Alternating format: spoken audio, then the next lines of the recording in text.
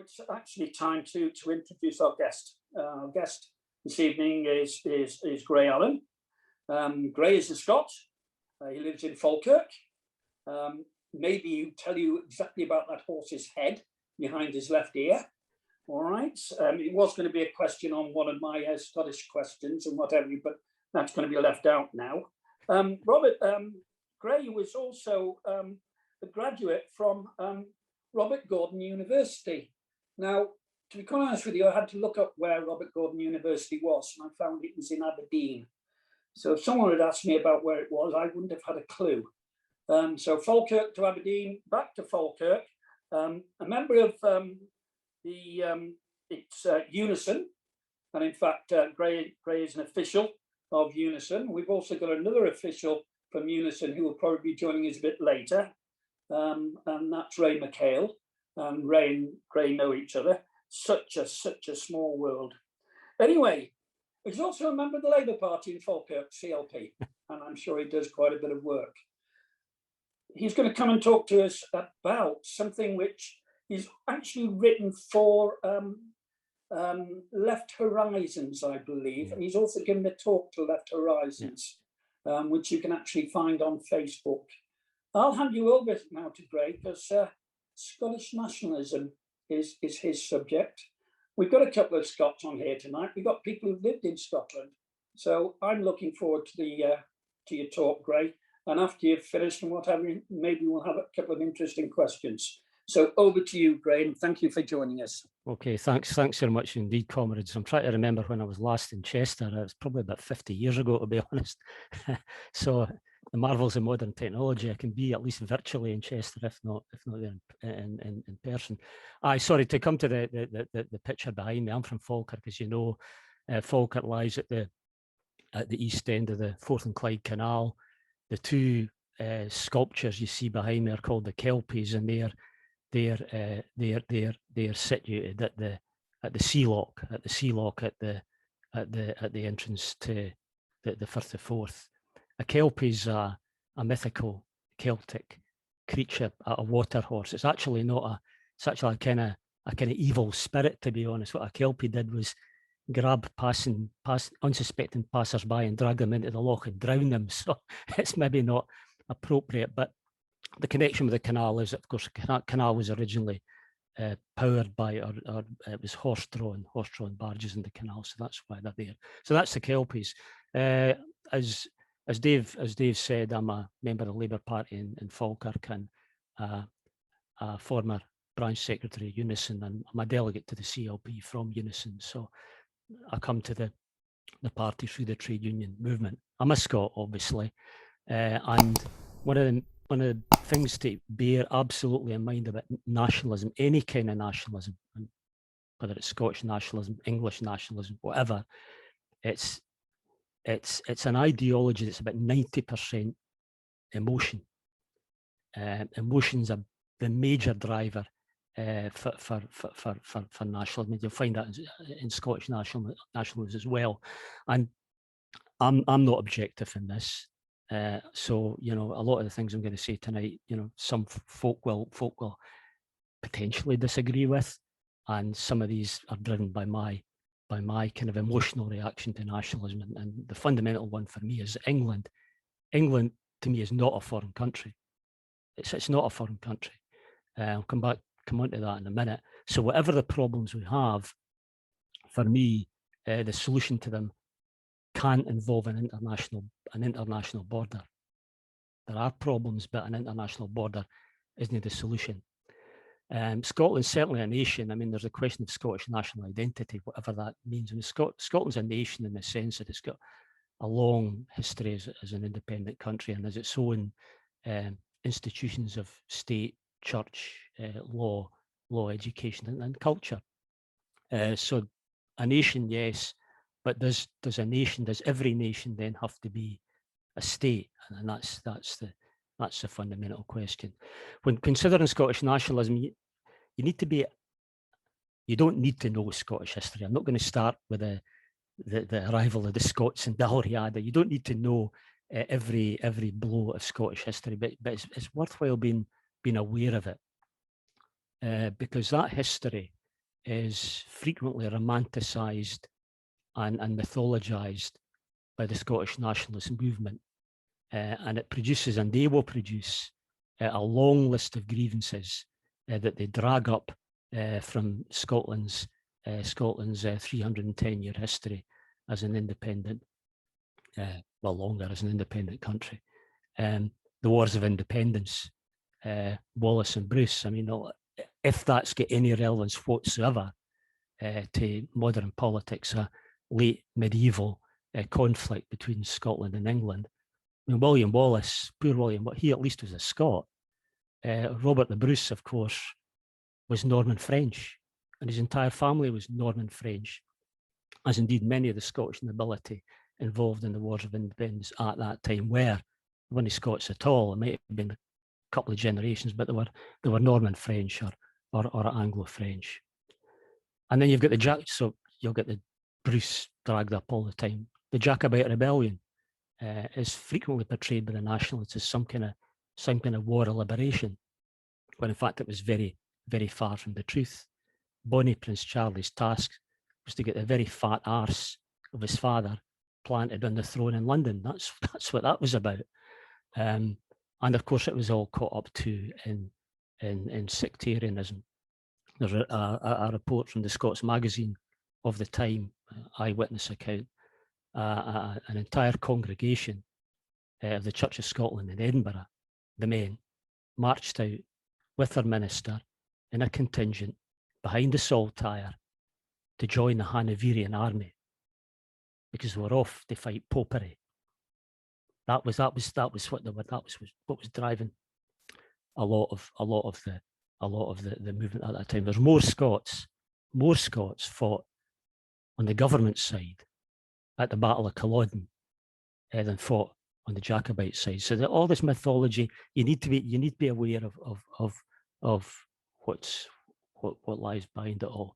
The Highland clearances, portrayed as a great evil perpetrated on the Highlands by England, was very, very far from that.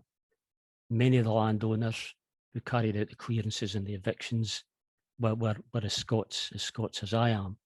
Many of the officials that carried out the clearances, for example, Patrick Sellers, factor to the Duke of Sutherland, was a Scot.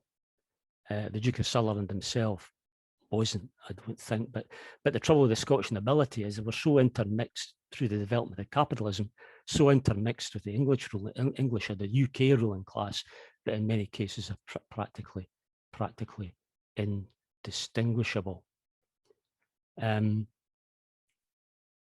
So with 310 years of the Union, then, I mean, the population. So we've got the effects of that now, the consequences of that. The populations of England and Scotland are completely intermixed. You'll hear many, many voices. Indeed, in the nationalist movement, you'll hear many voices with an English accent. My in-laws, my wife's mother comes from the Forest of Dean.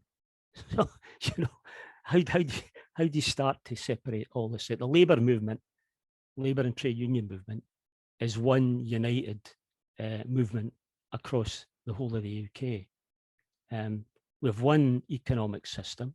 There's not a Scottish economy. There's businesses that operate in Scotland, but the economy is entirely one with the UK system. We've got one financial system run through the Bank of England. We've got a London-centric state, which affects everybody. I mean, there's problems arising from that, affect the peripheral regions of England and Wales just as much as they affect Scotland. So many of the problems we face due to the nature of the British state are the same, whether you're a Scot, you're Welsh, or you live in the north of England, or in Cornwall, or I think in the northwest where you are. So there's all these kind of impetuses, though, all the kind of history begs the question of, what is Scottish nationalism and when did it start? I mean, the modern concept of nationalism certainly didn't exist at the time of the Scottish Wars of Independence, nor did it exist at the time of the Jacobite uprisings. nor did it exist into the late 18th century. At the time Robert Burns was alive. The view of the state at that time is probably best summarised by a quote from Lord Braxfield. That is Robert McQueen, Lord Braxfield, who was Scotland's senior judge, late 18th century. He presided over the trials of the Friends of the People. It was part of the radical movement in the late 18th century. He presided over the trial of Thomas Muir of Hunters Hill. And during that trial, what he said was, in this country, that is the UK, in this country, the government is made up of the landed interest, which alone has the right to be represented. As for the rabble, who have nothing but private property, what grip has the state of them? So the concept of a state at that time was you were part of it if you owned a bit of it, physically owned a bit of it. And that was the state. If you didn't own a bit of the country, then you were a bit player, and the rabble, as Lord Braxfield said. So the SNP then, which is the current political expression of Scottish nationalism, was created in 1934, and it itself wasn't the first. It was a merger of the National Party of Scotland, which was formed in 1928, and it was a broadly left of centre organisation. And it merged, and the other party to the merger was an outfit called the Scottish Self-Government Party, and it was founded in 1932. Now, it was a split from the Scottish Unionist Association, which were the Tories, and their perspective was for Scotland to be an independent dominion with a dominion parliament within the British Empire. So the term Tartan Tory has got a long pedigree. I mean, the Scottish Party were in effect Tartan Tories. They had some electoral success early on. The most striking early one was in Hamilton, by-election, where Winnie Ewan was elected in late 60s, 68, 67 or 68, I think. But by 1974, they'd managed to get up to a total of 11 MPs and had control of some councils. I moved to Falkirk in 1979, and at that time, Falkirk had an SNP council. However, in 1979, they voted against the Callaghan government over, I don't know if comrades remember, but the first Scottish referendum on devolution. A Labour backbencher, a fellow called Cunningham, introduced an amendment to the legislation that put in a 40% hurdle before the outcome of the referendum could be agreed. So 40% of the turnout had to be 40% of the electorate or more, or the result was going to be set aside. SNP voted against the Callaghan government as a result of that, and Callaghan government fell at the election in 79. The SNP were reduced from 11 MPs to 2. Immediately thereafter, they then entered a period of crisis and a period of factional infighting, which is fairly public. I mean, you don't see that now in the SNP, you very rarely see that now. Maybe folk might want to ask about Alex Salmond and Alba, but at that time there was open faction fighting in the SNP. And at that time, Alex Salmond, Jim Sillars, original Labour MP, broke off to form the Scottish Labour Party. Sam and Sillars, I think McCaskill was involved at the time, set up a group called the 79 Group. And their aim was to move the SNP, which up to that time had been apolitical, and its view was to try to bring in everybody, left and right, behind the banner of Scottish independence. But they deliberately and consciously started to campaign to move the SNP to the left. And they succeeded in that. And the SNP was never socialist. I mean, I underline that, was never socialist, is not socialist. You'll find socialists in it, but at the best, in their own words, they describe themselves as social democrats. I mean, the best example of their nature, I think, is to point out that on their national executive committee, they've got one seat for the trade unions. The trade unions can affiliate to the SNP, but if you affiliate, all you do is give them money. You certainly don't get any vote or any influence apart from that one individual seat on their national committee.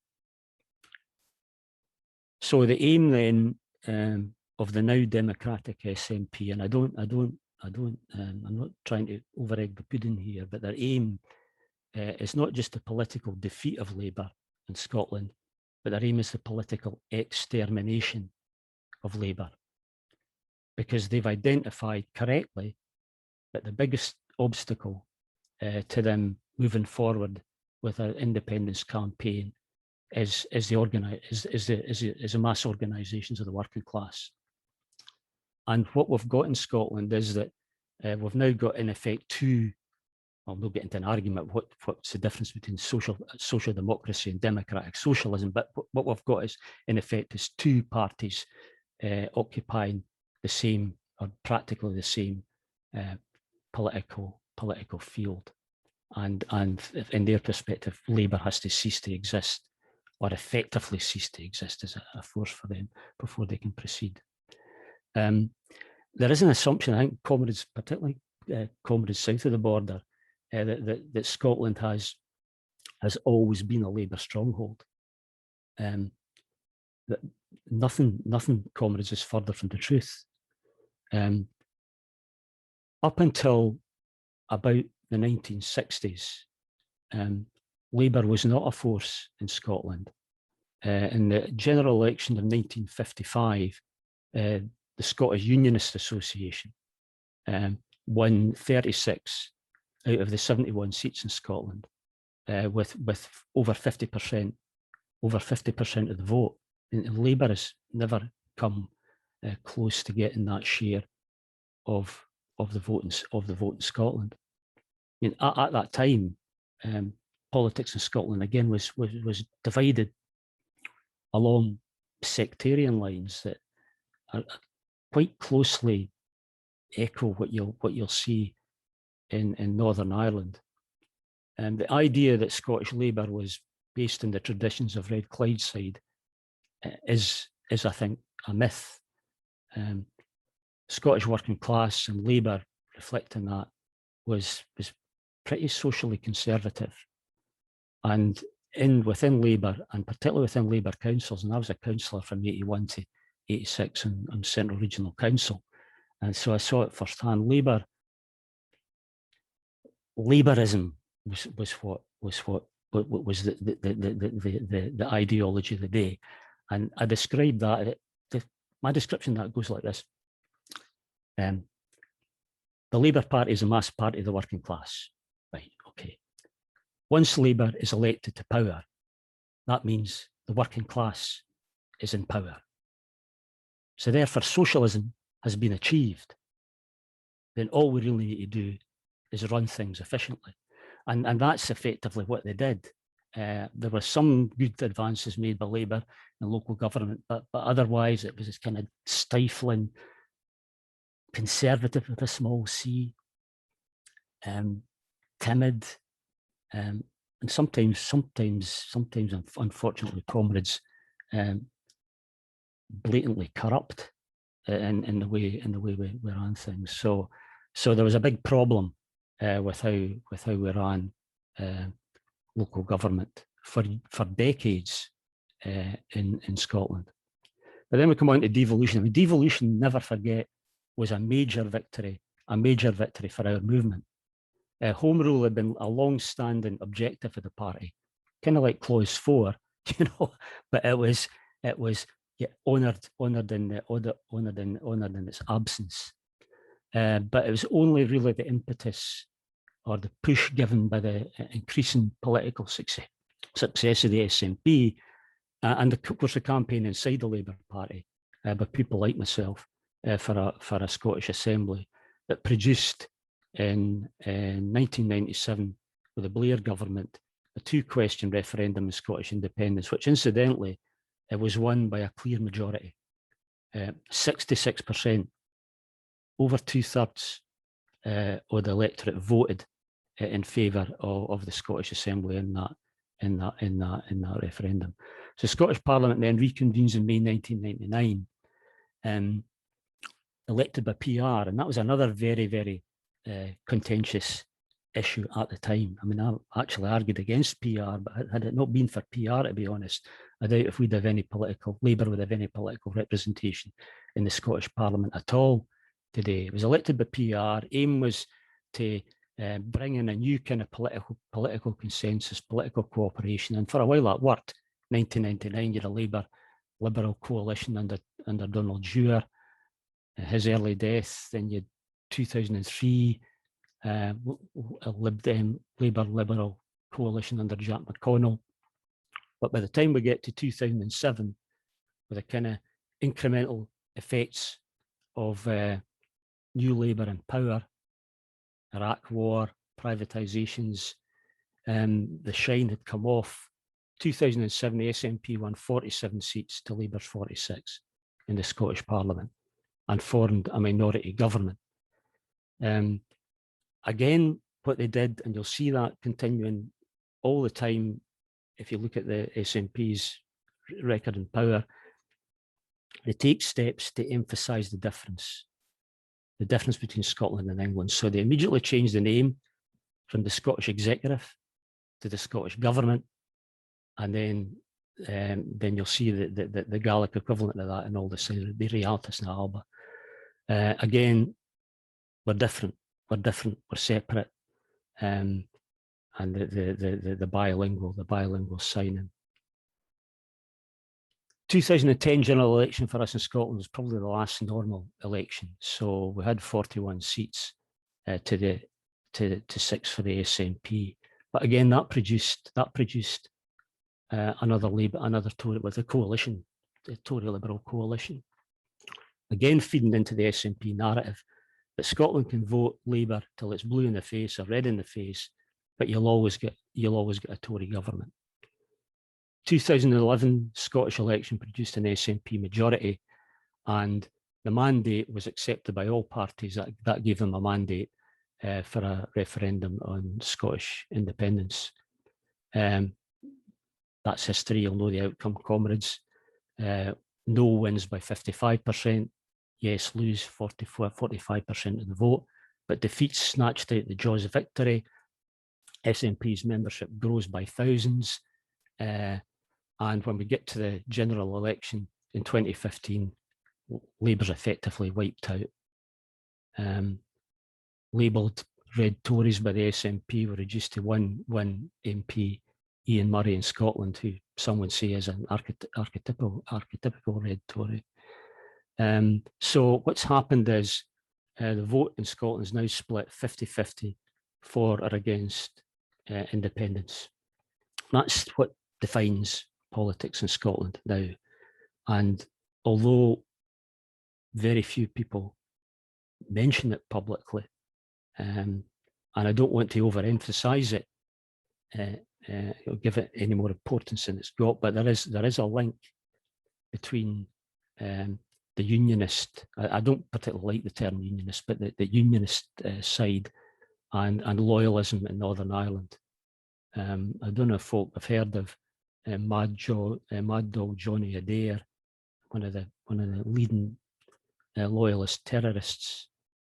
He's got a pub in Saltcoats on the west coast of Scotland, and there is a minority link between loyalist violence in Northern Ireland and here is a famous case based in Falkirk, pub in Falkirk, where 4 men were convicted of attempting to run guns into Ulster in the 1990s.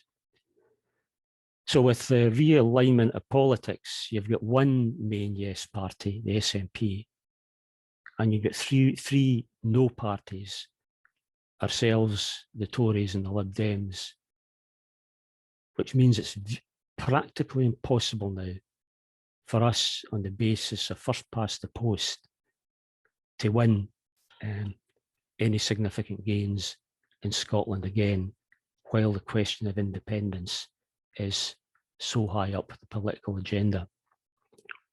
Then, of course, you get the spanner of Brexit thrown in the works. That was I don't know what it's like with you, comrades, but that was a nasty campaign also in Scotland. I mean, I canvassed during the Brexit referendum, and I was getting comments on the doorstep in Scotland, in Falkirk, saying they're voting for Brexit because there's far too many polls in Falkirk. So, you know, racism and bigotry is equally spread, I'm afraid, over these islands. What we had then following the wipeout, we did have a weak recovery, if you could call it that, in 2017 under Corbyn, under Jeremy Corbyn. The SNP lost 21 seats in that election, but we only won 6 to the Tories. The Tories won 14 seats in Scotland in that election. I think the youth, what had happened in Scotland is that the youth who were so energised by the Corbyn campaign and the Corbyn leadership, who came into the Labour Party in England and Wales, and Scotland had already been sucked up in the 2014 referendum campaign. So 2017, then we go to 2019, and we're wiped out again, back to 1. 2021, the Scottish elections back in May. Again, we have the SNP with 1 seat short. Bear in mind, we've got a PR system that's meant to stop this happening. 1 seat short of an overall majority. But when you take their seats together with the Greens, who have independence in their manifesto, although they're not united in that, but they have it in their manifesto, there's a clear majority in the Scottish Parliament of parties with Scottish independence or a referendum in their manifesto. So personally, I think that's as clear a mandate as there was in 2011. It's difficult to, in my opinion, to stand against that. The Tory position, as far as we understand it, it seems to be clear. They're saying no, or they were saying no, but now they seem to be saying no. Now is not the time, which is exactly the same position that Labour had during the 2021 election campaign, and it's exactly the same thing that Anas Sarwar is saying now. So at best, at best, we look as if we're on the same page as the Tories, yet again, as we were during the referendum campaign on Better Together. There are some voices from Labour MSPs in the parliamentary group in Holyrood that are now saying, no, we've got to recognise that we'll obviously campaign against it, but we can't deny a referendum. Talked about the Labour Party, and it's worth saying a couple of words about the left in general, and that's a difficult issue for us. The SSP, that's the Sheridanites, the SP, the SWP, and the various 57 varieties have all gone absolutely lock, stock, and barrel over to nationalism. So the only groupings on the left that stand opposed to dividing the working class are ourselves and the Communist Party. That's it. The rest have gone over entirely to nationalism, which makes it extremely difficult for comrades, particularly if you're working in the Labour. These groups have got no electoral significance at all, but they do have a significance in the trade unions and in the single campaign movement. So you come up against them all the time, and it's whereas to be a left winger, if you're on the left, you're automatically assumed that you're going to be supporting Scottish independence. And if you're not, you're some kind of red Tory sellout class traitor. And it's complete nonsense. I mean, the arguments go very briefly about this. One, the English working class is hopelessly right-wing and will never vote left again. Because of that, Labour will never, ever win another UK election. But an independent Scotland would be socialist. And an independent Scotland would inspire the workers in England, Ireland, France, Germany, Denmark, United States to rise up in socialist revolution and would move forward together into the shining Commonwealth to be. Now, I think serious questions have to be asked about all these things. Is the English working class hopelessly right-wing? Is it the case that Labour can never win another UK election? Is it true, and I don't think it is for a minute, that an independent Scotland be automatically socialist? And I've given you the history. And how exactly, what is the mechanism for a radical left-wing socialist Scotland, assuming we could get that? What is the mechanism that then that advances the cause of workers in England and Wales, Ireland, and how does that work? How does that work in the face of reaction? So to conclude, so that my question is it then all over for the union? I think the answer to that question sits 100%, I'm sorry to say, comrades, with yourselves. It depends entirely on the orientation and the success of the labour and trade union movement in England and Wales. Firstly, we must show south of the border, because it's the mantra from the SNP, it can't be done, must show its ability to take on and defeat the Tories. Labour's also got to, even if it's just an appearance, we've got to be seen to be as radical, as left-wing as the SNP appear to be. And I underline that 3 times, they appear to be. They're good at that. We'll get rid of Trident. We've nationalised the railways. It only took them since 2007 to nationalise the railways, by the way. And they're pretty good at giving out private contracts to friends like Serco, Northlink, the Orkney Shetland ferries. They've made a complete shambles when they've tried to nationalise anything. The Ailsa shipyard and the ferry contracts for Calmat. So they only appear to be right, to be left-wing, but we've got to be, at least in the eyes of Scottish workers and Scottish voters, to be seen to be as radical as them. We've got to put the problems with our democracy front and centre. House of Lords, why is it that we're still sending time servers to the House of Lords? Why are we doing that? Why have we not been campaigning clearly for the abolition of the House of Lords? Because the SNP have it front and centre. They do look at Labour just the same, appointing other cronies to cushy numbers in the House of Lords. And what do we do? Some kind of apology, but they've got a job to do.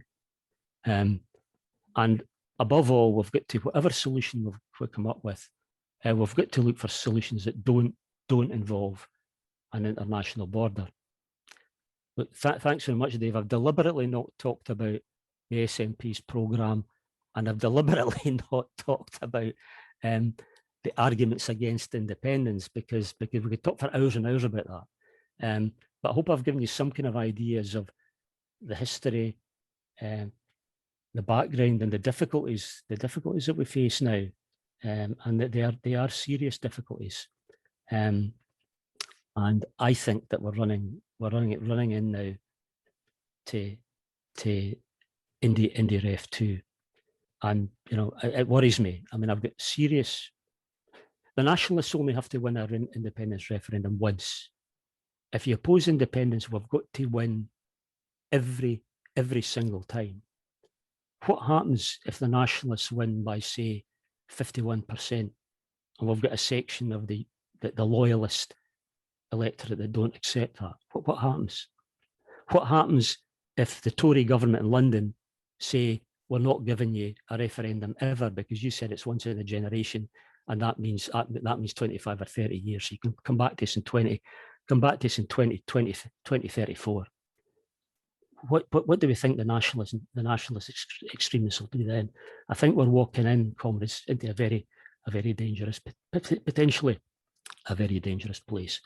And I'm sorry, Dave, I've well overstayed my welcome. Sorry about that. You're more than welcome. You're more than welcome. Carry on, please. Absolutely fascinating what you say, because once again, unless we actually hear it from people like yourselves, we have got no, well, I certainly don't have any understanding of what is actually going on in Scottish politics, because the only way I get to know about the Scottish politics is through the national media. And of course, that's unfortunately slightly distorted, one could say. But anyway, what I'm going to do, I'm going to throw it open to anyone who's got to ask Gray a question. Now, I'm automatically looking here and I can see not one hand's gone up yet, which is a great shame. There are people I know who are actually on this call who, at every single opportunity they get, we got one, hooray. David Raymond Southall, please ask your question.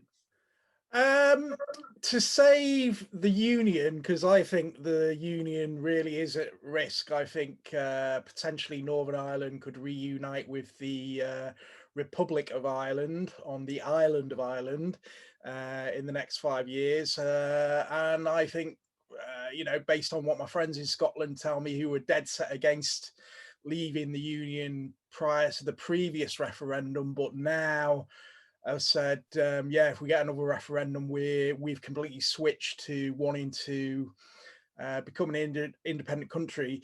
Do you think a new constitution for the whole of the UK is the way to save the UK? Getting rid of the House of Lords and having an elected second chamber, some form of federalism where each country has its own parliament, but cooperation is done on things like defence and that kind of thing. Do you think that is probably the only way forward to actually save the union as a whole? Because my instincts are that Northern Ireland, as I said, will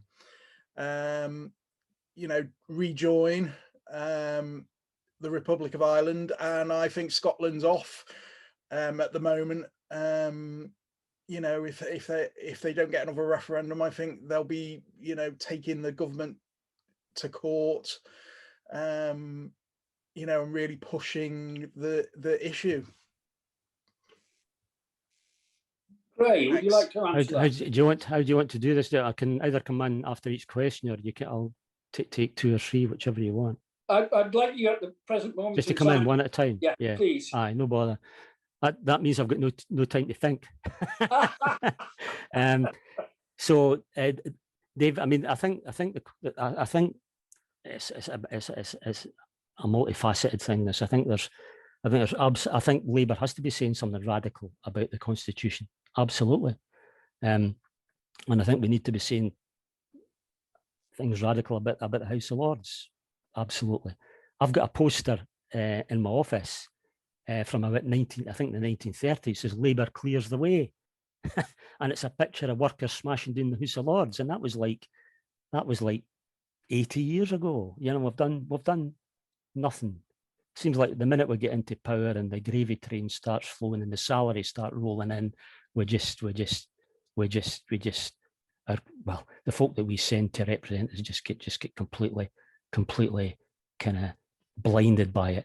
I can't remember who it said, but I can't remember who said it, but the quote says, never forget when you get to the House of Commons, you're in enemy territory. Not our place, it's their place. And it's we're in enemy territory. Federalism's been a big question. And it was, I think John Trickett was pushing that. I'll say the same thing here as I said in a meeting that he chaired. For federalism to work, England would need to dissolve itself. So England would need to break itself up into, well, let's go back to the old Dark Age kingdoms about Mercia, Northumbria, Wessex, because the problem you can't have a federal state where the one constituent of it is over 60% of the nation, and the rest's completely asymmetrical. So in principle, it's a good idea, but I think we'd have to. Is it possible to break up England? Is it possible to break up Scotland into two bits? I mean, I would say, I would say not.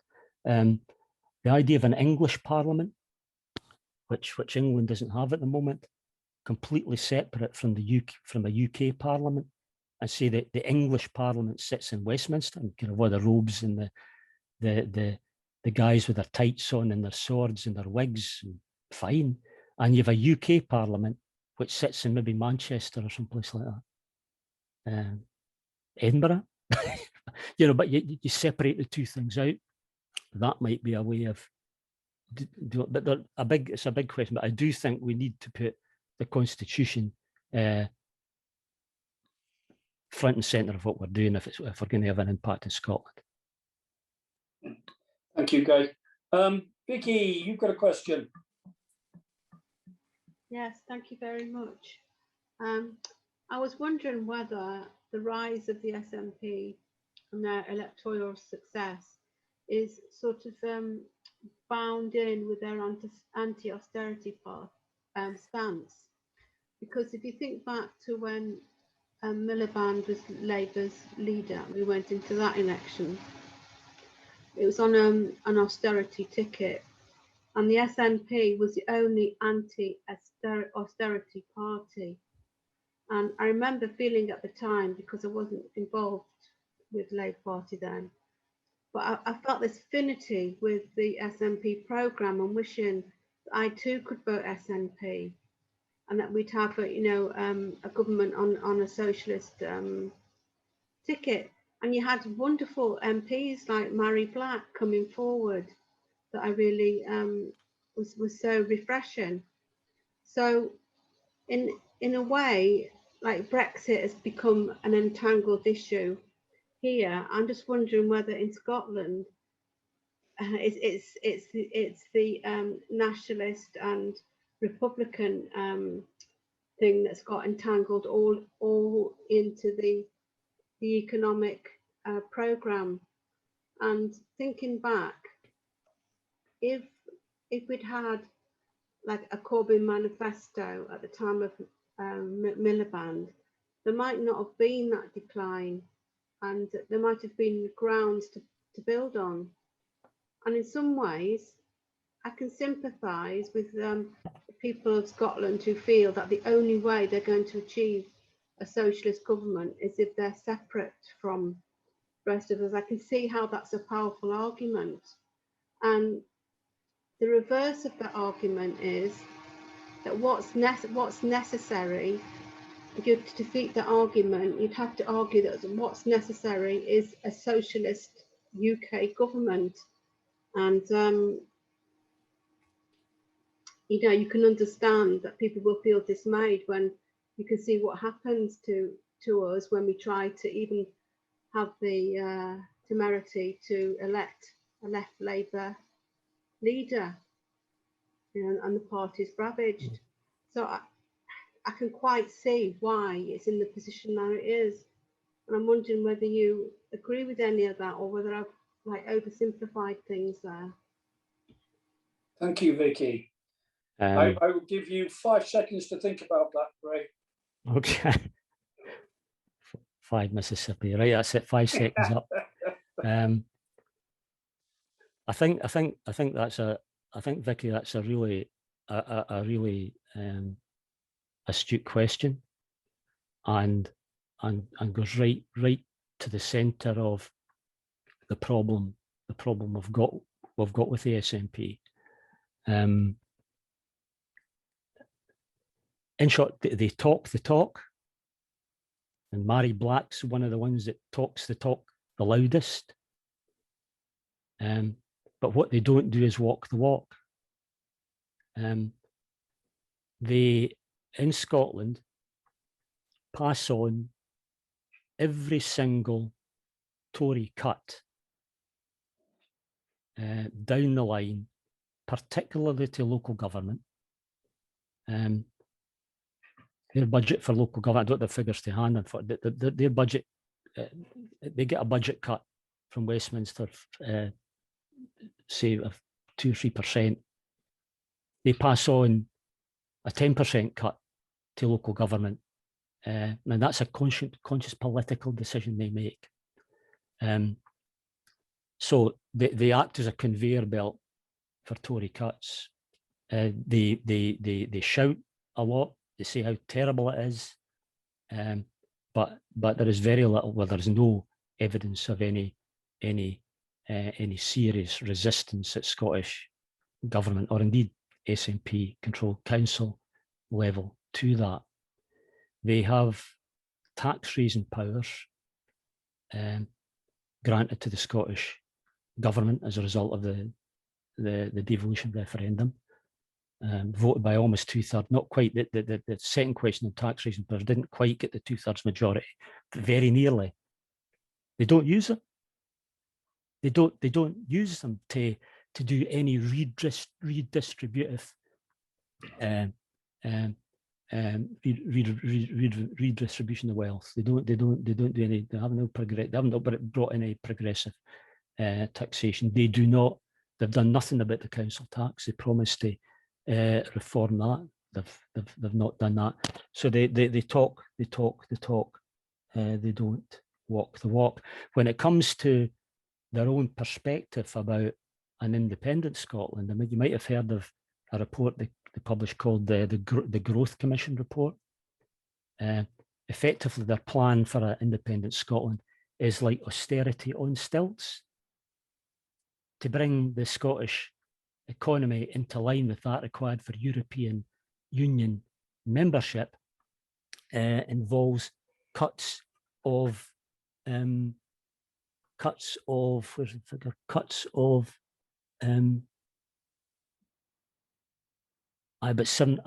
7% in public expenditure.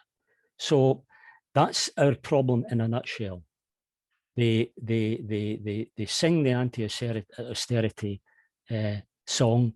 We say, aye, but they're not really, and that doesn't cut through. It's I bet they're opposed to the Tories. You're just red Tories.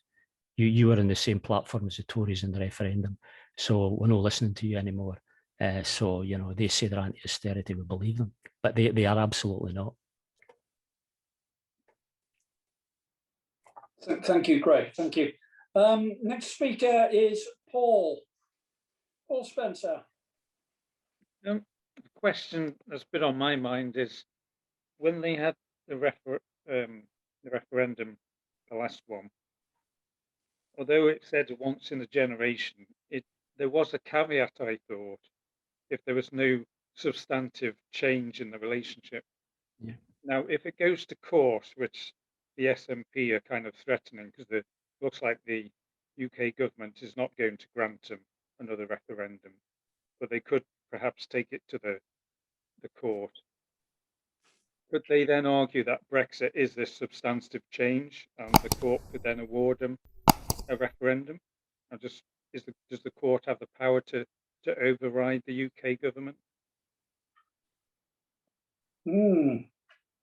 I will let you get your law books out and study law. I mean, I think this once in a generation issue is a red herring, to be honest. And and I don't think there's any mileage whatsoever in trying to say, well, you said what Salmon said was that a referendum is a generational event. He didn't say, and you'll not find a quote that said, now we've had one, we're not going to have another one for 25 or 30 years. He said it's a generational thing. And they were saying all sorts of things like that to encourage folk to vote, saying, this is your one chance, addressed it to the electorate, the voters. This is your one chance. You might not get another one. They weren't addressing that to the UK state, saying, okay, we agree that if we get this one shot, we'll not come back and bother you again. That is never going to happen. The Nationalists will never give up on that. As to whether the Supreme Court I don't think it can. I mean, the powers on the Constitution and on referenda sit absolutely 100% with the UK government. And they need to have a Section 30 order to get a Section 30 order agreed, which is an agreement to temporarily set aside the provision of the Scotland legislation to allow Scotland to then carry out a referendum. Under the devolution settlement, the Scottish government has no power to do that. So I don't see how it would be, can the UK government be compelled to grant a Section 30 order? I can't see it, but then I'm a librarian by trade, not a lawyer, so I don't know the answer to that particular one. Maybe there's a lawyer present to tell me. Thanks for that, Ray. Come to Phil now, and I know that Phil's been in Edinburgh for 5 years, so he's got some idea of actually what's been going on in some Scottish government, and also the Labour Party in Scotland. So, excellent. Phil, your question to Gray. Yeah, okay. Yeah, I thought that was a very informative talk, and I just wish that I'd heard all of that before I moved to Edinburgh, because it would have been a hell of a help, I tell you. Just a couple of points before I ask the question.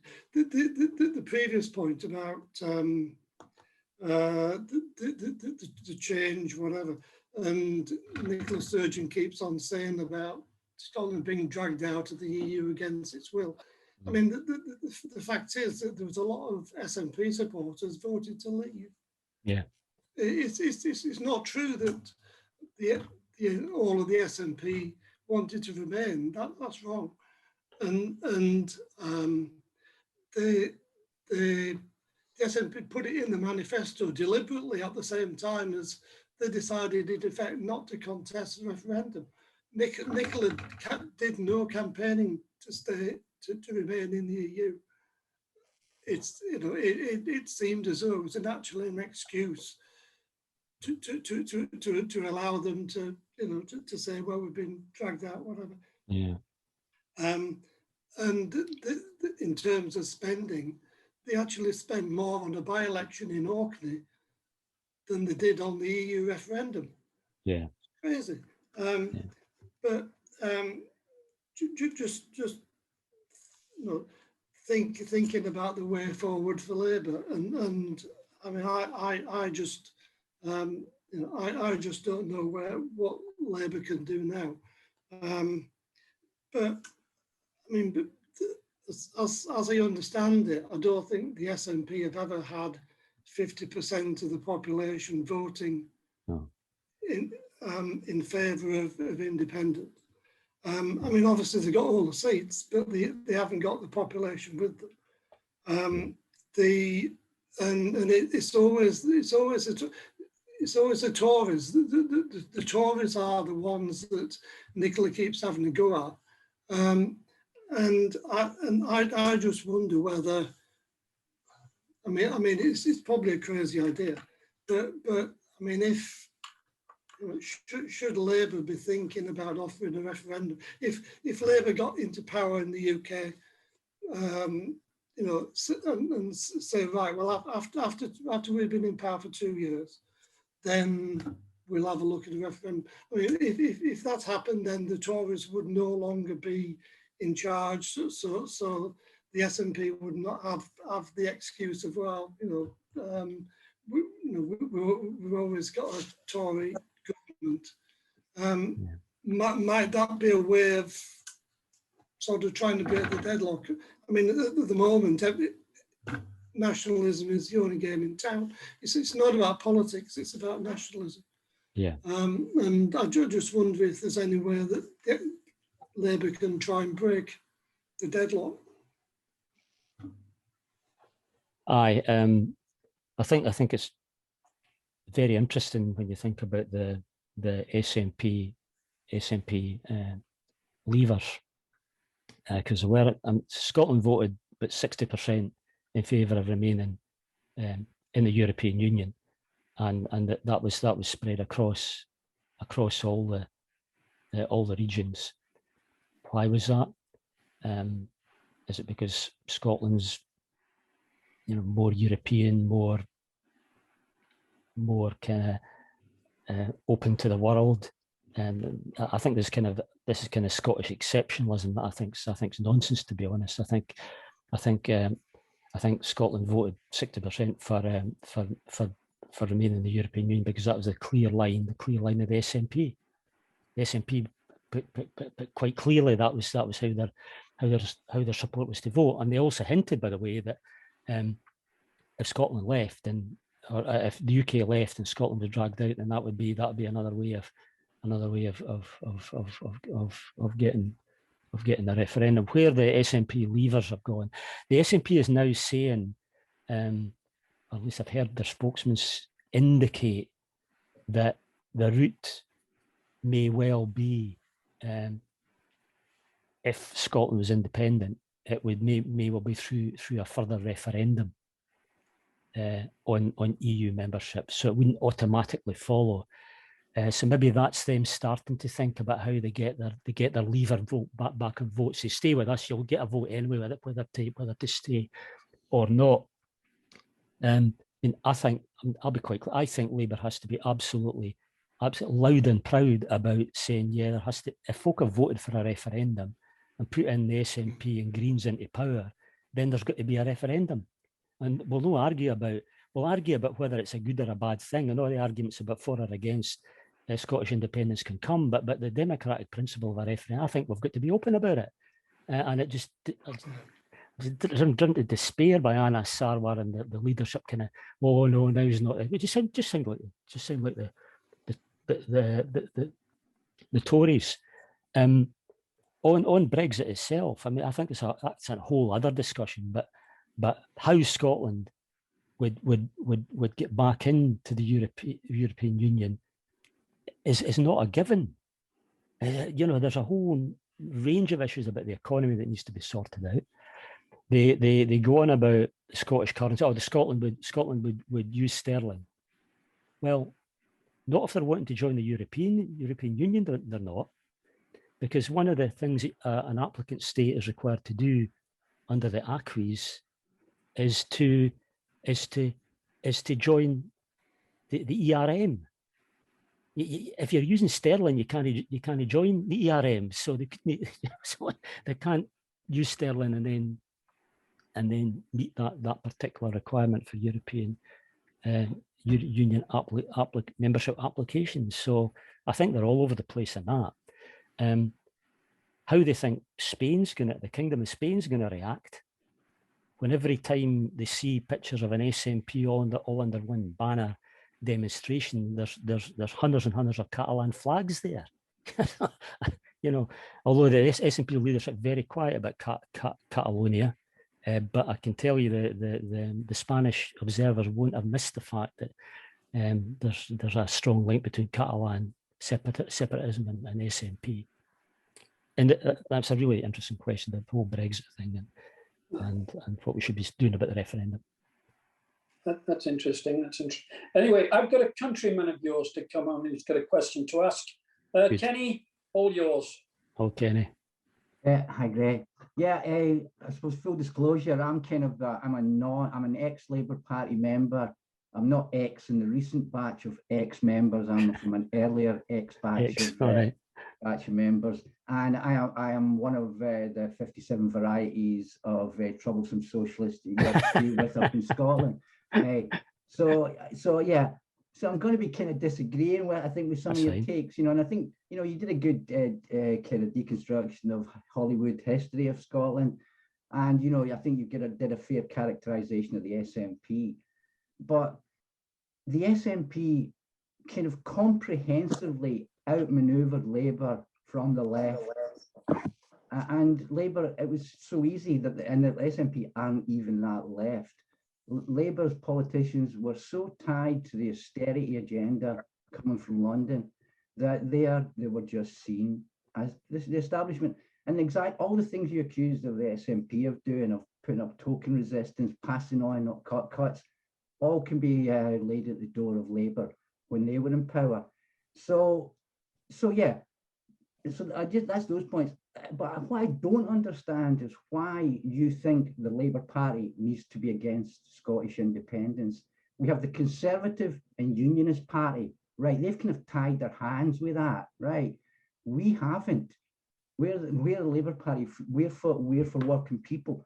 And so if there is a significant majority of people, if there is a progressive direction for independence for the Labour Party, and like I say, I'm not in the Labour Party, so you know, I don't mind my opposition making mistakes, but for them to nail their colours to the no mast is just idiotic, and we'll never get a Labour government in England or in Britain if the Labour Party continues this kind of pig-headed idiocy to a commitment that's not theirs. That's the Tories that want to preserve the Union. It's never been socialist desire to preserve the Union, sentimental value or not. So, you know, that's what I think. And, you know, and you can strawman, I think you strawman the opposition, the progressive, positive opposition, and what that could achieve. You know, I don't think the Scottish people in favour of independence think the English working class are hopelessly Tory. We think the representatives are completely useless in both the Labour Party and unfortunately in our trade unions, but they're fighting in their corner. So, you know, I think the independence is going to be a factor, and the Labour Party, if it doesn't get its head round it, it's goosed.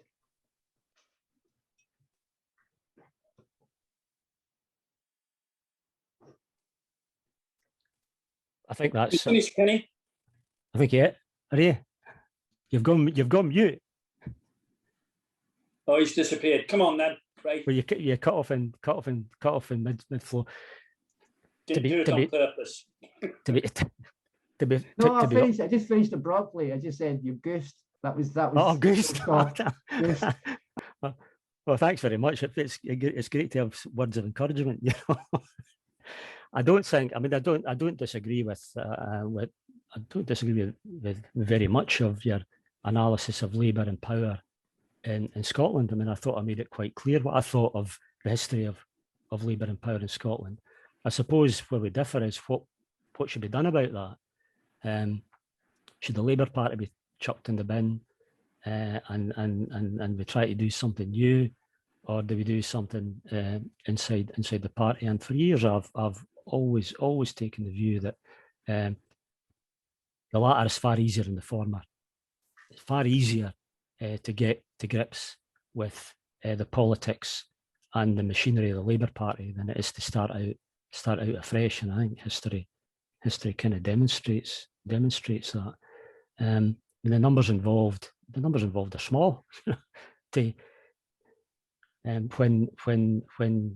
Dennis Canavan left the Labour Party in the circumstances surrounding that particular scandal, the left lost control of Falkirk West on the basis of about 10 people leaving the party, and it's those kind of numbers can make the difference. How you categorise, I mean, that's over-egging the pudding, I suppose, to say that, you know, that the English working class is completely right-wing and hopeless. When I speak to my neighbours, that's what I get. You know, I mean, whether it's based, I don't know. Comrades in England will let you tell me on how much reality that is based. When I talk to folk round about my doors and my schemes, that's the impression. That's the impression they have. As to why we would, firstly, as I said at the beginning, England to me is not a foreign country. And I suppose if English comrades then say to me, "Aye, but you're wrong, Gray. We think you're a foreigner. Bugger off." Then that would kind of torpedo. But I seriously don't think England's a foreign country, and that's after years of involvement in the labour and trade union movement, working with English comrades, working comrades in branches south of the border. I don't see any difference whatsoever in the problems that we face. They're exact. So first of all, if England's not a foreign country, why stick a bloody international border in the way? And it would be an international border. It would mean that England would become, like it or not, a foreign state, as much as the Irish Republic is a foreign state to us now. On why we don't support it, again, we could spend hours on that in a nutshell, because I think that Scotland independent and the position of the Scottish working class in an independent Scotland would not be as prosperous, would not be as well off as they are just now. They'd be facing austerity on stilts, as I referred to in regards to the SNP's programme. There's absolutely no indication that a left-wing socialist government would be elected in Scotland post independence. So it would be facing austerity. How can socialists then argue for a step that's going to make workers worse off? In a nutshell, Scotland's oil's no longer there. If it was in the first place, it was Exxon Mobil's oil and Royal Dutch Shell's oil. Scotland's oil is no longer there. So what are we left with? What are we left with? You know, some electronics. Done. That's enough. That's great. We've got Vicky's got a hand up again. Was that from last time, Vicky, or have you got another question?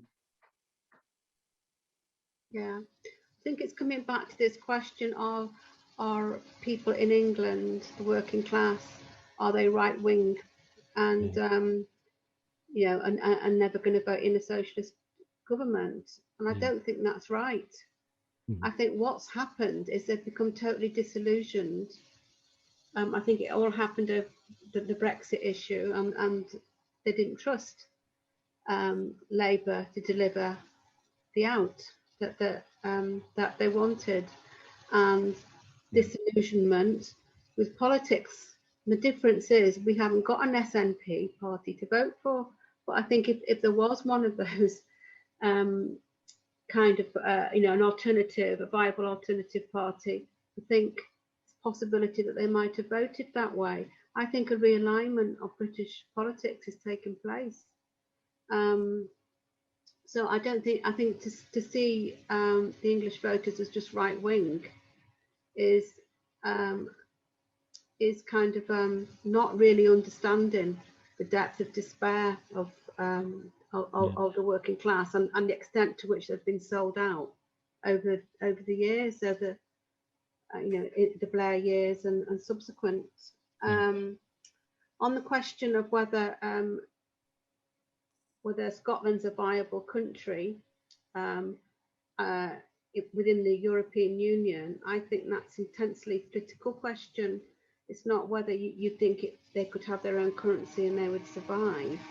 Because what we have to understand is you've got countries like Montenegro that aren't even in the EU, whose currency is the euro. They don't meet, it's a small country, they don't meet any of the criteria, but as you know, convenience to bring them in, they're allowed to use the euro. And you've only got to look at the breakup of Yugoslavia to understand the absolute disgusting position that Europe had in encouraging referenda, the breakup of the in Yugoslavia in the manner that it happened, and then, you know, ran away, leaving absolute devastation in that country, just to ensure that they were taken into the neoliberal model. So I think if there was the political will, they would make it work for Scotland. And then added to that, this whole question of Northern Ireland that David Southall referred to, and it's a distinct possibility that Northern Ireland could force a referendum on becoming a united Ireland and the impact that would have. So I think we have to stare in the face that Scottish independence is a distinct possibility, and the road to it will continue to be fought along that rocky road. And if standing aside and saying no, we want to be part of a union, is going to keep people out of a socialist way forward, then maybe we have to really seriously think, well, does it really matter if we have an independent Scotland?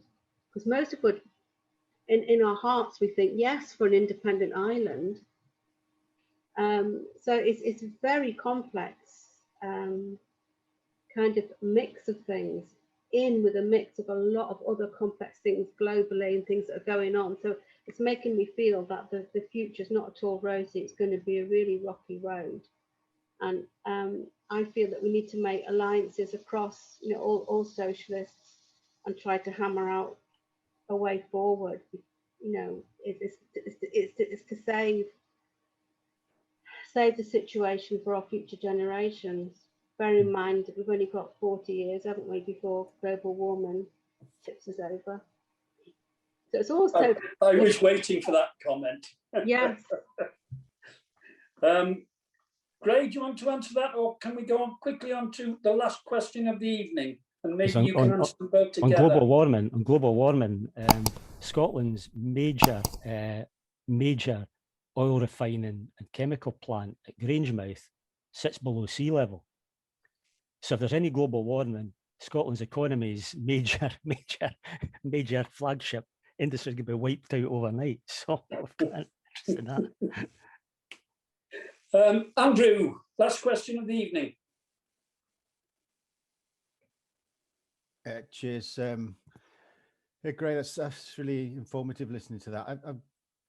Vicky's asked quite a few of the questions I was going to ask about the working class, but and made the right points as I see it. But she also made a good point about Northern Ireland and the South, and for socialists, it's a kind of united Ireland if that's what the people want. And I think with Scotland, you know, if people want a referendum, then it's within Labour should be out arguing for that, but not on the basis of capitalism, because on the basis of capitalism, nationalism is no good. It's got all the things that you said it has. It's got to be on the basis, in my view, on a socialist republic of Scotland linked to the Socialist Federation of the UK, Europe, and globally, you know, and without that, nationalism has got lots of issues that you've outlined. But I think tactically and looking at where we are at the moment, it's a bit like Brexit. You know, when Corbyn was saying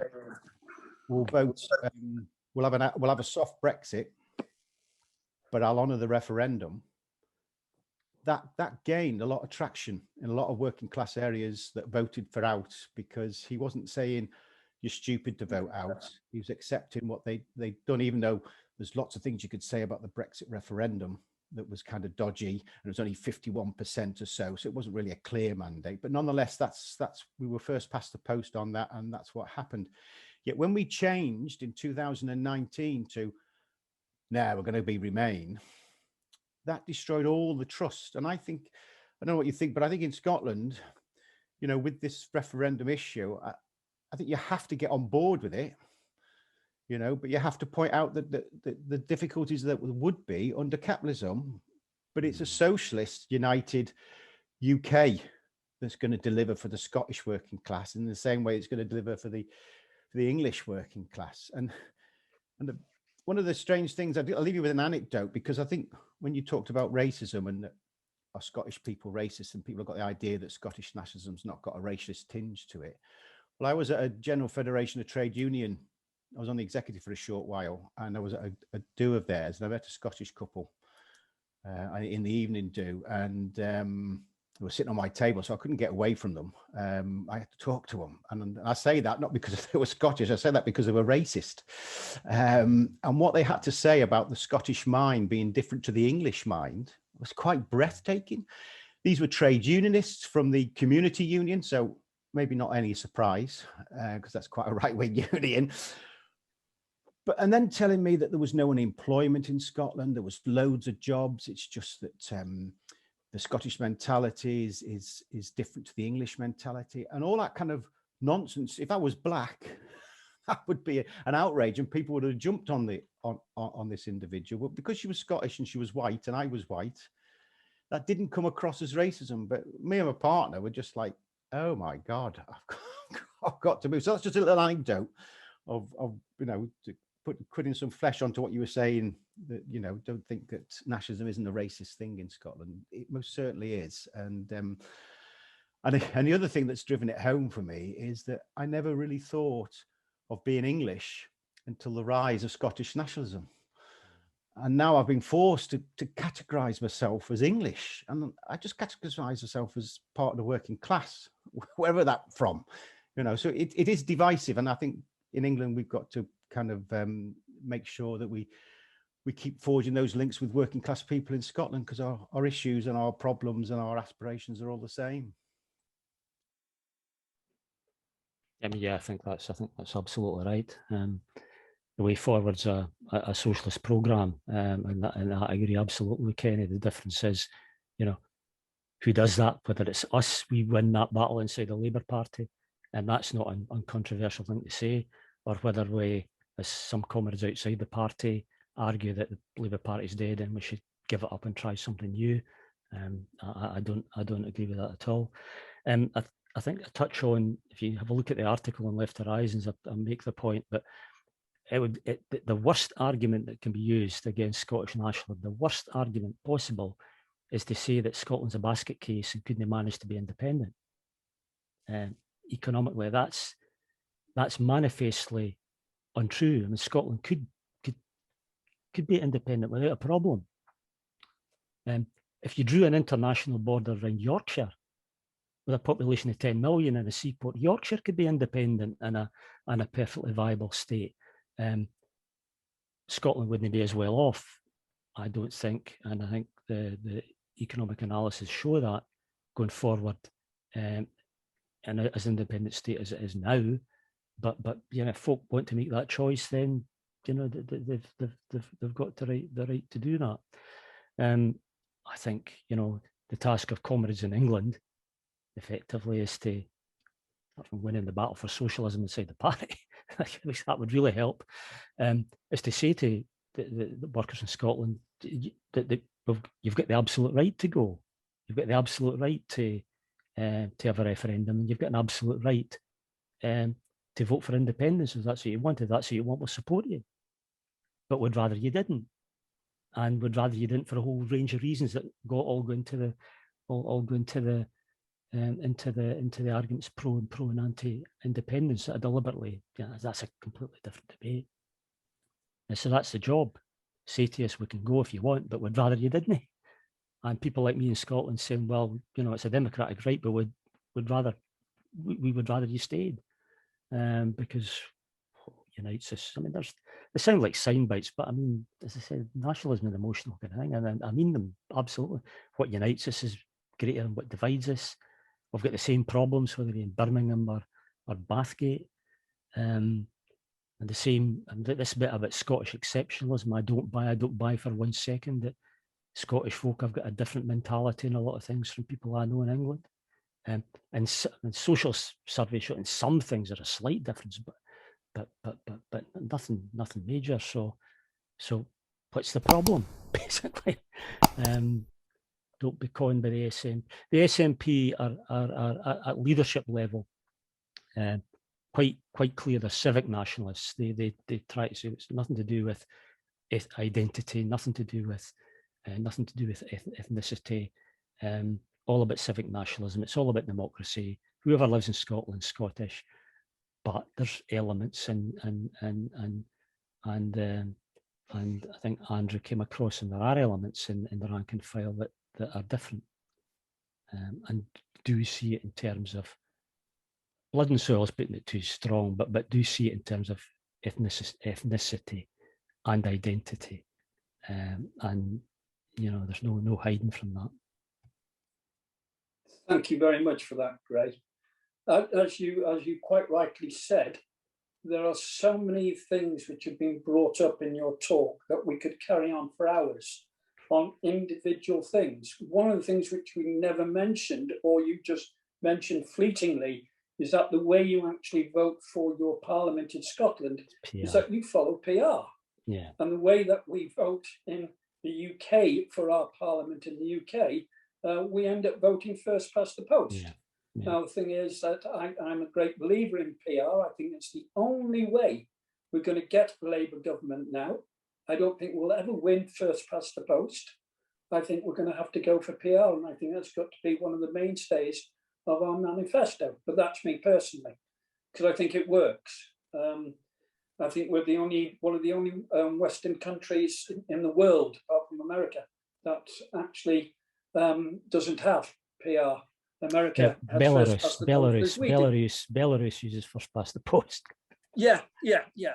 But anyway, as you said, there are so many different things which are brought up on this, and as you said before, you just scratched the surface. Yeah. But I thank you very much for scratching the surface. I thank you very much for making my understanding of the, should we call it the Scottish problem now, a little bit more understandable. So thank you very much for that, Gray.